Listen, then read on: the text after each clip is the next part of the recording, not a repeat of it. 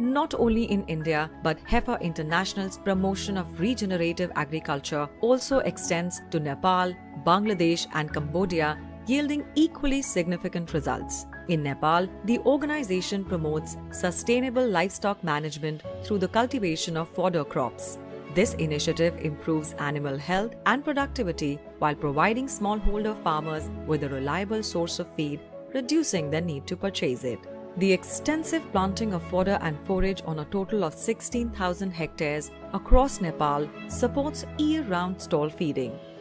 तालिम लिएर चाहिँ तालिमको घाँस यसरी लगाउने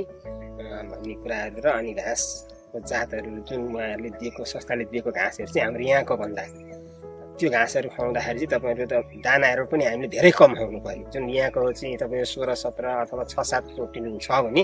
ती घाँसहरू चाहिँ तपाईको 20 22 जस्तो 5 7 चाहिँ बढी